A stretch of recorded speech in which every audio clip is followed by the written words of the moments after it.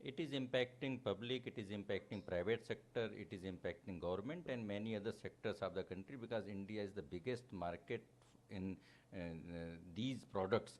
And basically Microsoft is a US company, but most of the Indians are working there, and in India also they have many offices. So it is impacting in India in all the aspects. And sir, what the other option?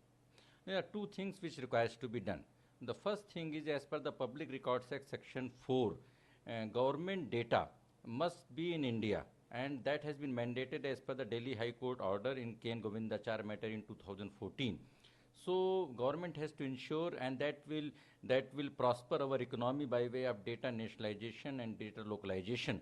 So how the government data can be safeguarded so that in future any such disruption cannot impact the government data. Now the second most important aspect is, there are three rules which were made as per the IT Act in 2009. So as per those three rules, these companies which are mainly headquartered in US and Europe, so those companies are mandated to appoint the designated officers.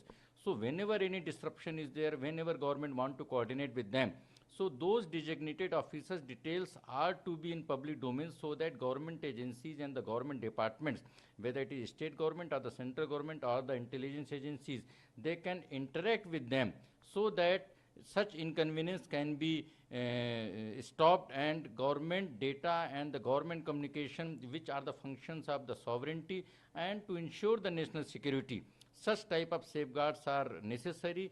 These are mandated in the laws, and these are endorsed by the High Court and other judicial authorities.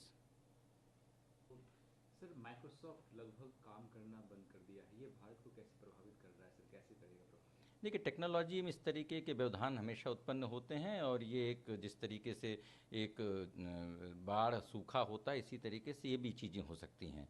और इसका private sector में, जनता में, सरकार के different sectors में impact पड़ रहा है।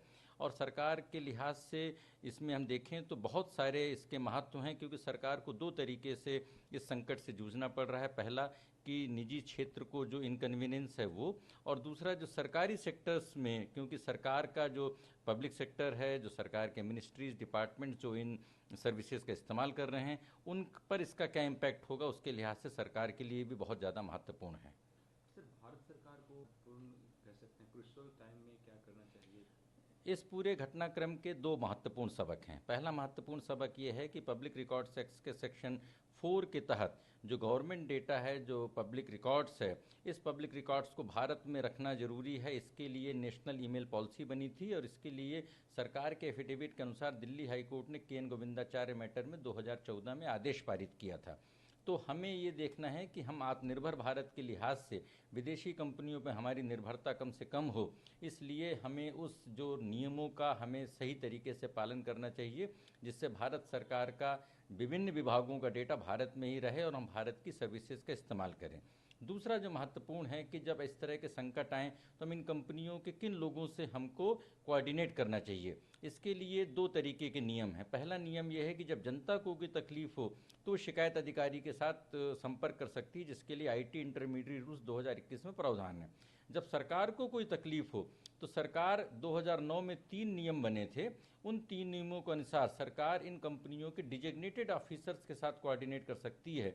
तो जो डिजिग्नेटेड ऑफिसर्स हैं, उनका खुलासा होने से जो सिक्योरिटी एजेंसीज़ हैं, पुलिस है और सरकारी विभाग हैं, उनको आसानी हो सकती है, जिससे कि किसी भी तरीके के संकट या व्यवधान की स्थिति में माइक्रोसॉफ्ट जैसी विदेशी कंपनियों के साथ सरकार सही तरीके से कोऑर्डिनेट कर सके और देश की सुरक्षा और जो सार्वभौमिकता, सॉवरेंटी है, उसकी सुरक्षा हम सुनिश्चित कर सकें।